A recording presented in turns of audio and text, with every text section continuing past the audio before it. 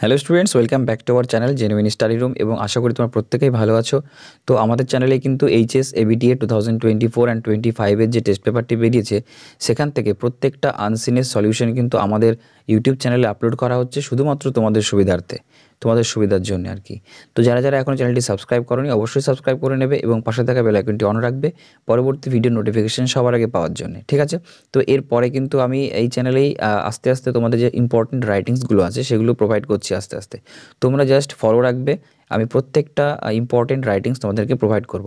তো প্রথমে আমি আজকে যে আনসিনটা আছে পেজ নাম্বার 196-এ যে ইংলিশ সেট আছে সেখান থেকে 199 নাম্বার পেজে কিন্তু এই আনসিন প্যাসেজটা আছে। তো এটাকে আমি বঙ্গানুবাদ করব, তারপর আমি কিন্তু ট্রু ফলসগুলো দেখব এবং যে অ্যান্সার কোশ্চেন্সগুলো আছে সেগুলো দেখে নেব। তো প্রথমে আমি বাংলাতে অনুবাদ করে নিচ্ছি, চলো শুরু করি।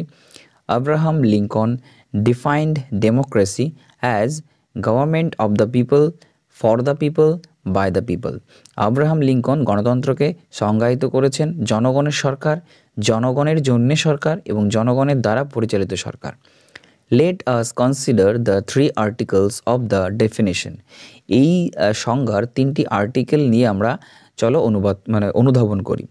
নাম্বার 1, প্রথমত কি, প্রথমটা হচ্ছে গভর্নমেন্ট অফ দ্য পিপল মানে জনগণের সরকার। দ্যাট এভিডেন্টলি ইজ নেসেসারি, যেটা হচ্ছে স্পষ্টতই খুবই প্রয়োজনীয়। A human community can no more exist without a government, মানে একটা মানব সম্প্রদায় সরকার ছাড়া কিন্তু অস্তিত্ব টিকিয়ে রাখতে পারে না।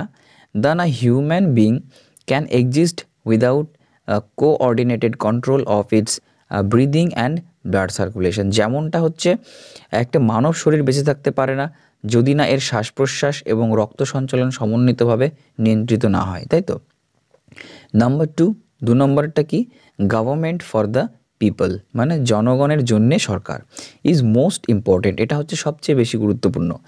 ডেন এনজে put it perfectly for us, মানে ডেন এনজে ইনি একজন ব্যক্তি, তো ইনি কিন্তু আমাদের জন্য একদম সঠিকভাবে বলেছেন। When he called democracy a form of society which means equal consideration for all, মানে এই যে ডেন এনজে ইনি কিন্তু বলেছেন যে ডেমোক্রেসি হচ্ছে সমাজের এমন একটা রূপ যার অর্থ হচ্ছে কি যে সবাইকে মানে সমানভাবে কিন্তু বিবেচনা করা, ঠিক আছে?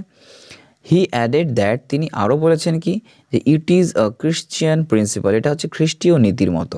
And that as a Christian he believes in it, এবং একজন খ্রিস্টান হিসাবে তিনি কিন্তু এটাকে বিশ্বাস করেন।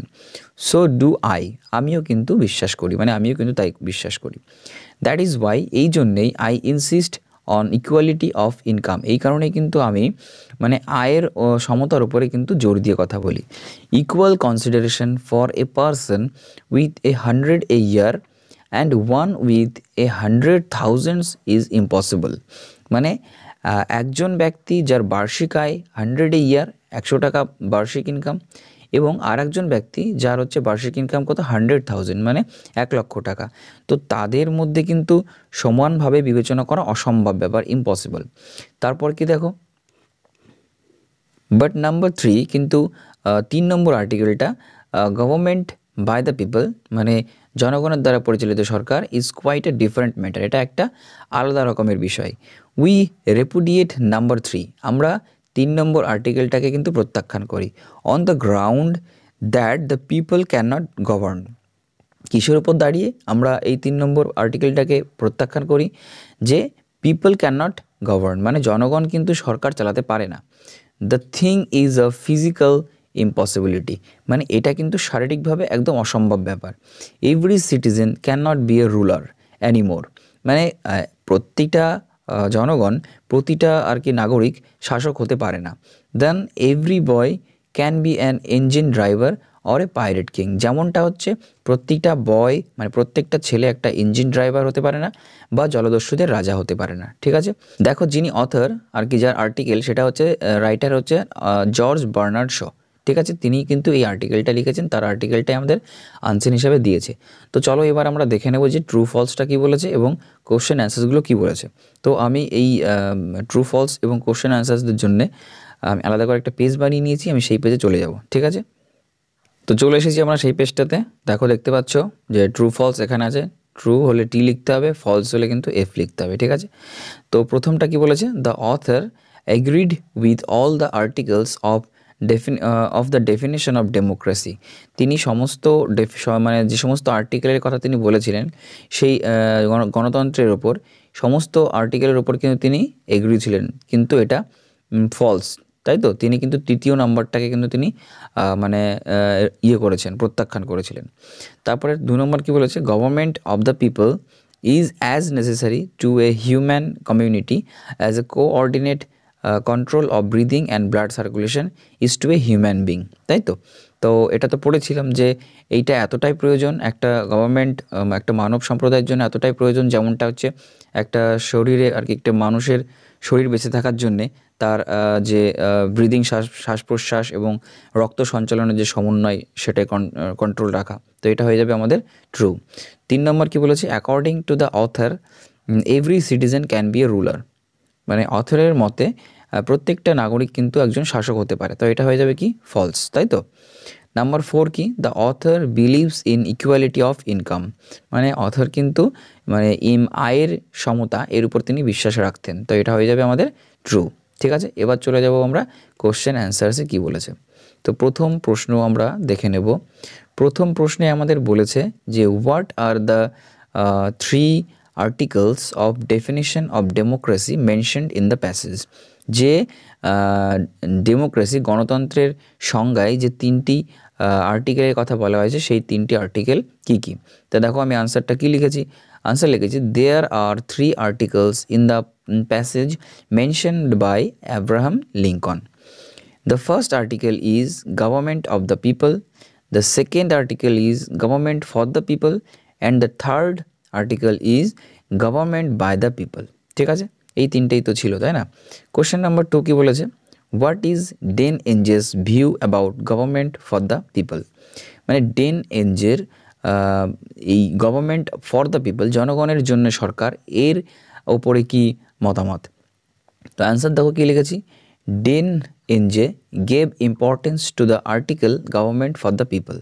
He called democracy a form of society which means equal consideration for all. He also added that it is a Christian principle and that as a Christian he believes in it. ঠিক আছে, চলে যাব আমরা 3 নম্বর প্রশ্নে, ঠিক আছে। 3 নম্বর প্রশ্নে কি বলেছে আমরা দেখে নেব। কোশ্চেন নাম্বার 3 কি বলেছে দেখো, what is the authors view about the third article of the definition of democracy.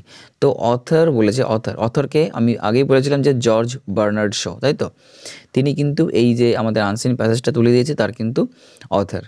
তা এটা হচ্ছে প্রশ্নটা হচ্ছে যে অথরের কি মতামত তৃতীয় যে আর্টিকেলটা আছে সেইটা সম্পর্কে, ঠিক আছে। তো আমি 3 নম্বর আনসার দেখার আগে তোমাদেরকে একটা রিকোয়েস্ট করব, যদি ভিডিওটি হেল্পফুল মনে হয় অবশ্যই একটা লাইক করবে, বন্ধুদের মধ্যে শেয়ার করবে আর সাবস্ক্রাইব করে আমাদের সঙ্গে থাকবে সমস্ত ভিডিওর আপডেট সবার আগে পাওয়ার জন্য, ঠিক আছে। তো দেখো কি বলেছে, George Bernard Shaw the author repudiates third article on the ground that people cannot govern. The thing is a physical impossibility, and he also said that every citizen cannot be a ruler anymore. Then every boy can be an engine driver or a pirate king. ঠিক আছে, তাহলে এই হয়ে গেল আমাদের question অ্যান্সার্সগুলো দেখা। তাহলে আজকে পেজ নাম্বার 196-এর যে আনসিন প্যাসেজটা ছিল সেই আনসিন প্যাসেজের কিন্তু সলিউশন তোমাদেরকে দিয়ে দিলাম, এবং তোমরা আমাদেরকে কমেন্ট করে জানাবে যে তোমাদের কি ভিডিও দরকার, তোমাদের কি ডিমান্ড আছে, ঠিক আছে। তোমাদের কি ডিমান্ড আছে সেটা কিন্তু আমাদেরকে জানাবে এবং সেই হিসাবেই আমরা তোমাদেরকে ভিডিও প্রোভাইড করব। তো দেখা হবে নেক্সট ভিডিওতে। Till then take care, thank you for watching.